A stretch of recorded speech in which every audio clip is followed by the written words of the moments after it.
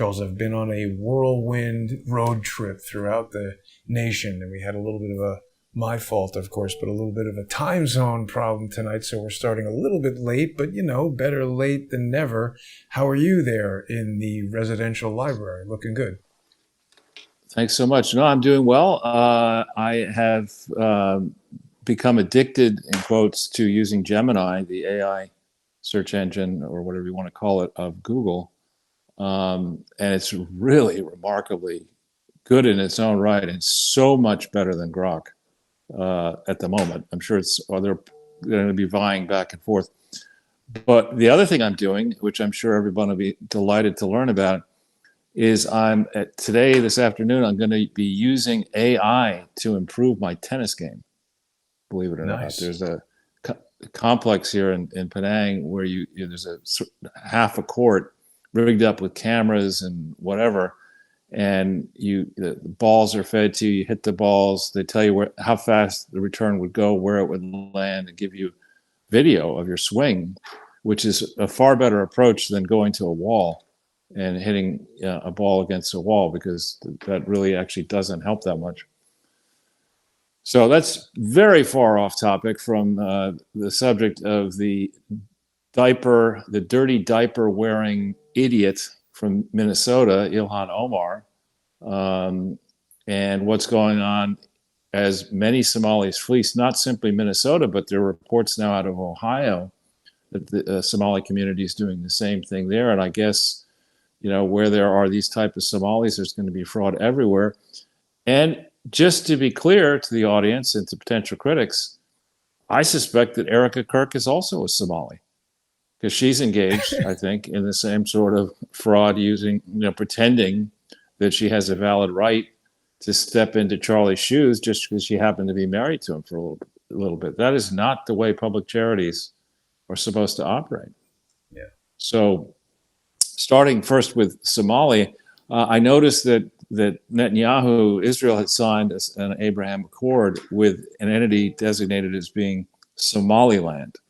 Now, in 1977, I spent almost half the year living in Kenya, and before and after that, I was studying the history while at Yale of East Africa. So I'm aware that the modern contours of the nation, where Mogadishu is the capital, as is the case in Europe and frankly in America and elsewhere, as you go back in time through history, various clans and tribes and even nation states have laid claim to territory in and around modern Somalia, which is headquartered, I believe, in Mogadishu, a place that we didn't do very well in when Bill Clinton was president, I believe. So the issue, apparently the morons who continue to think that the UN is relevant are outraged that Israel would enter this accord with a nation state that is only recognized by a very limited number of countries around the world, that being Somaliland. And I'm not an expert on international law. I would even pose the question, does international law even matter anymore? But the idea that Israel would enter into a peace deal with this portion of Somalia, when Somalia has been out of control for decades, if not centuries, a haven for pirates and murderers and butchers, and indeed Ilhan Omar. I looked into this. I thought that he was a bad guy. There was a brutal dictator in Somalia called Siad Barre, Barre. If I'm pronouncing it wrong, forgive me. And Ilhan's father was a colonel in that army. And while there are not, I don't think, specific claims pertaining to his perpetrating atrocities, monstrous atrocities were perpetrated by the Barre regime against pockets of resistance throughout that, whatever the borders of that country once were. And this is a country like Kenya, excuse me, that has nomadic tribes or nomadic ethnic groups wandering around the country at different times of the year. Different tribes and clans and sects and others have historical claims to the territory. So it's a tremendous mess into which Netanyahu has now stepped without consulting the international community at large and the UN. And so, in addition to the drama inside the country, the US, there is drama pertaining to Somalia outside the United States. Unbelievable, Charles. I'm sure you saw that report. Nick Shirley was going around to some of these supposed daycare centers. Elon Musk has been blowing it up on X. And actually, I saw Ted Cruz reposted it. J.D. Vance reposted it. It's gotten dozens of millions of views in just 48 hours it's been out now. So seems like if something's going to happen, this would provoke it. Pretty good report by Nick Shirley. Oh, did you freeze, Charles? I hope we have good internet here. You got me? No, I got you. Okay. People need to remember that Hillary Clinton is a champion ass clown at taking advantage of vulnerable people.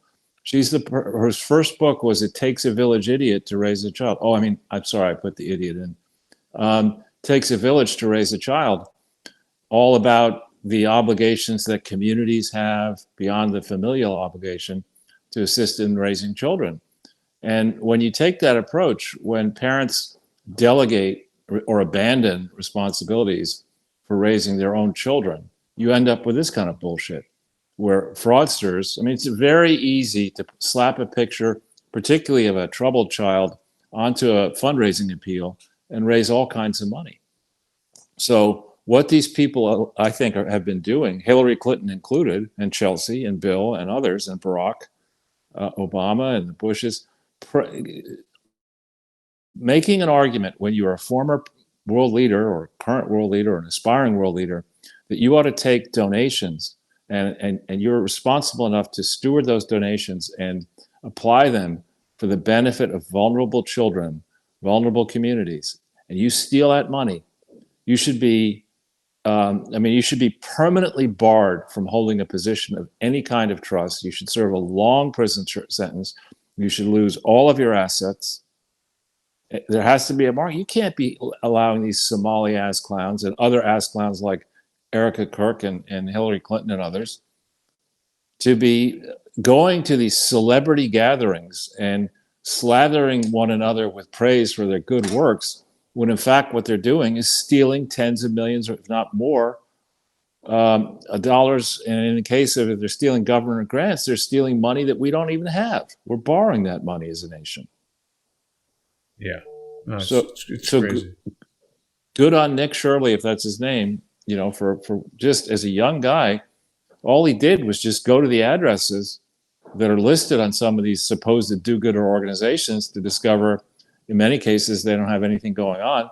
And other reports, I think I sent you one or more, people have been looking at these addresses and saying, well, how many organizations claim to be operating from these addresses? And they're discovering that many, many, many are doing this. How did this happen? What the hell does Mike Waltz think he's doing in Minnesota as governor? Tim Waltz,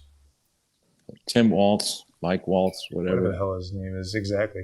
Well, Timmy. It's a good question, Charles. I mean, do we think that we're finally going to see some prosecutions on this? I mean, we ask this question all the time, but yet it seems like nothing ever really happens.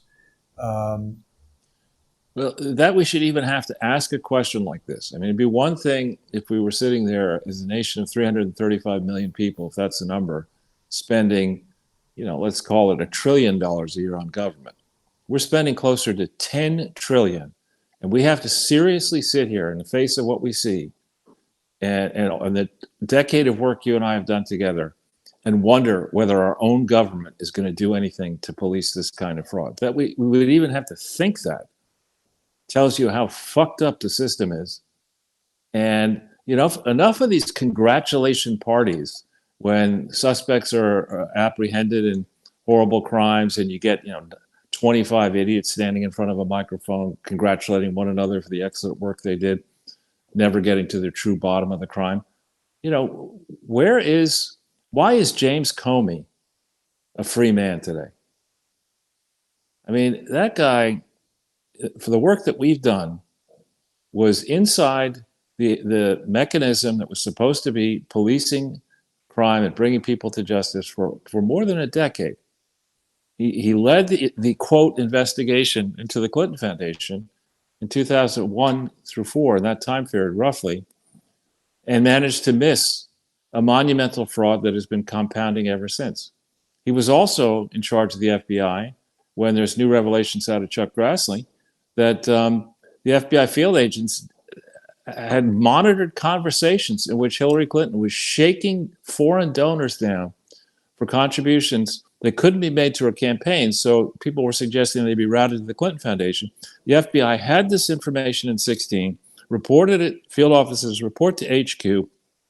HQ says, we're not going to investigate that. We want to work for this bitch when she wins the presidency. I mean, this is just outrageous stuff. And people, examples need to be made of the people who did this so that the rising generation says, I don't want to be James Comey. I don't want to do what he did. I want to fly high and build Lego sets and threaten the president on X and joke about it and raise a whole bunch of hostile women to Donald Trump, and then think that I got away with it, only to spend the rest of my life running from Bubba when I'm not breaking rocks apart in a high security prison somewhere. I mean, real examples need to be set.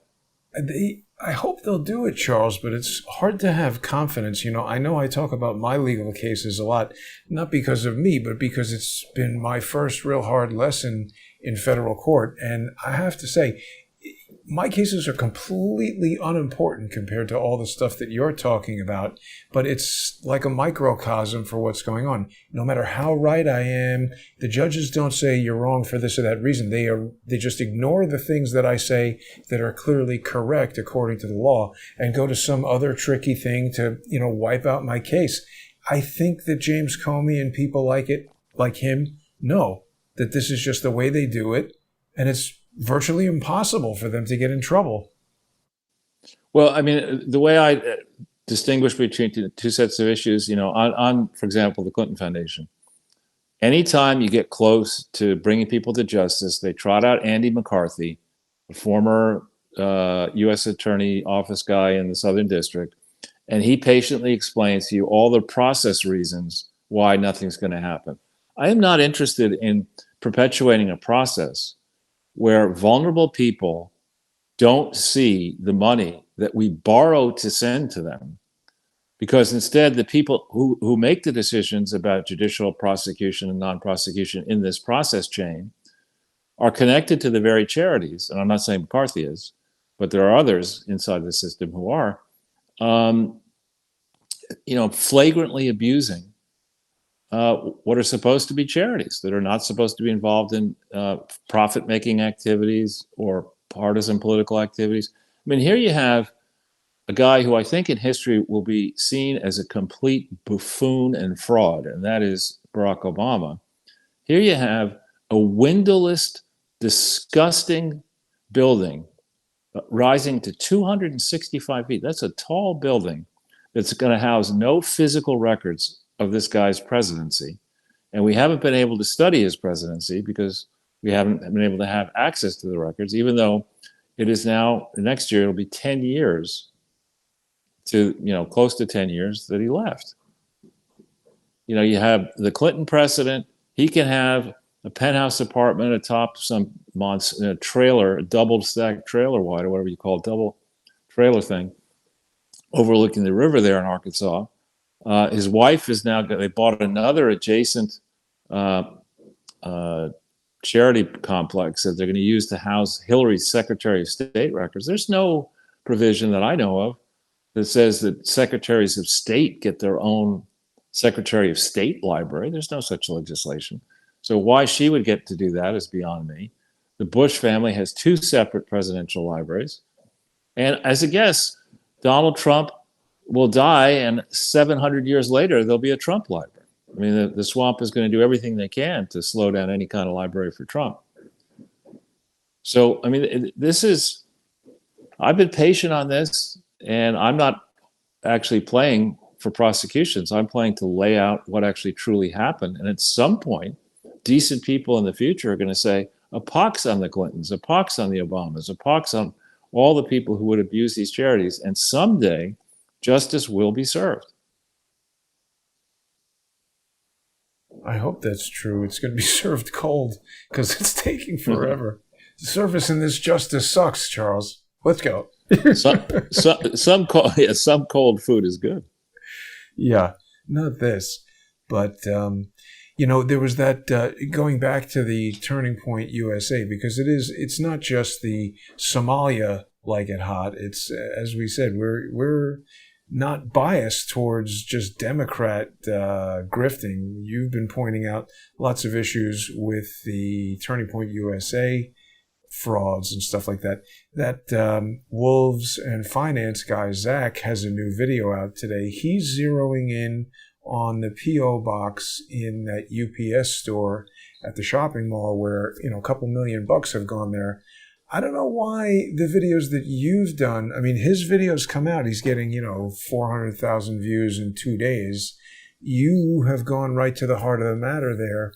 And I don't know, maybe that's part of it, is that these crimes are too complicated for the average person to understand or care about. I think that's why Nick Shirley, that was so impactful, because he went right there and you see the Children's Learning Center misspelled, and it's just obvious to everybody. The stuff that you're talking about, it's pretty complicated. Maybe, I don't know, maybe people aren't grasping it. Well, it's also the time of year where you get a lot of charity appeals. Please, before the end of the year, give us your money. And I remember being a young banker on Wall Street where we were encouraged to make donations. And I remember wanting to get them in by the end of the year and sitting down with my assistant and writing, 100 checks, without really checking anything. Just, here's a list of charities. Oh, this one sounds okay. All right, this one's good. My parents gave to this one. And that's the way, and that was the wrong way to do it, first of all. I should have found one really spectacular charity and supported that one with outsized money. But people are not careful enough, and the fraudsters understand it. And now you have the ability with the internets that Al Gore invented. You have the ability to do this on a massive scale all around the world. You can just on the internet, you can set up a site. You can, do it behind a fictitious name or company or whatever. And many of these internet providers are not careful enough. And next thing you know, think of the number of GoFundMe appeals that were total bullshit. This is an area that has to be policed. And you pointed out, and I was reading about it this morning, actually, the precious metal markets are on a tear under a theory that fiat currencies like the dollar are not going to hold up very well in 2026. So this isn't a moment when we should be casual about fraud. I mean, we need to get ready in the United States to be defending the U.S. dollar against speculators, which means you got to have access to something that's valuable, and you can't be burning the kind of money that we're burning, allowing Ilhan Omar and Erica Kirk and the Schlapper and Obama, Clinton, Bush, and all these people to raise money for what sounds like reasonable causes, and then allow the people who are operating these supposed charities to steal that money. Interestingly enough, Charles, Snopes says still no evidence Ilhan Omar's father committed war crimes while serving in the Somali military. I mean, that's like Snopes, when that's Clay reliable. Aikens had his press conference to announce that he wasn't gay. The fact that they're like, there's no evidence. Like, where are you going to get evidence from a war in Somalia? Isn't it very likely destroyed? And I mean, I don't know. Snopes is so stupid. Ask the same question of Siad Barre, Siadbarre. Is he accused of war crimes? He was the leader of the country, the dictator, and unlikely as the dictator himself to be shooting people or doing the things that the Barre regime stands accused of doing. And the people most likely to have done that would have been, say, Ilhan Omar's father, who was in the military. I think he was a colonel. Well, I read. Yeah. Well, yeah. I mean, I'm sure he did. I have no doubt. I mean, I don't know. I don't see Snopes is not a very good Well, thing to don't be. use Snopes. No, You use Gemini. You use something like that. But no, Snopes is ridiculous. let's ask Gemini. It'll be, it's also a little bit woke sometimes. We'll have to see.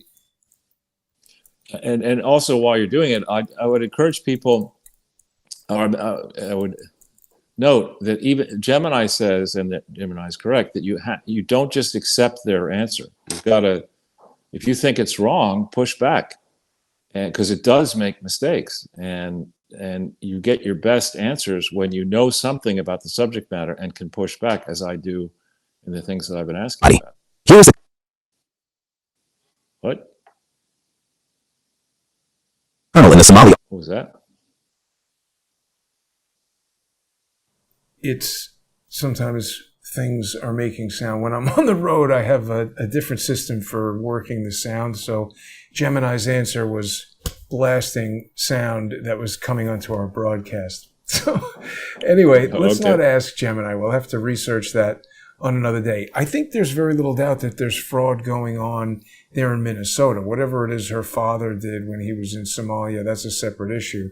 We also just haven't even had a proper investigation into her alleged immigration fraud. So there's a number of things that need to be investigated with Ilhan Omar. Has Trump commented on any of this reporting from Nick Shirley?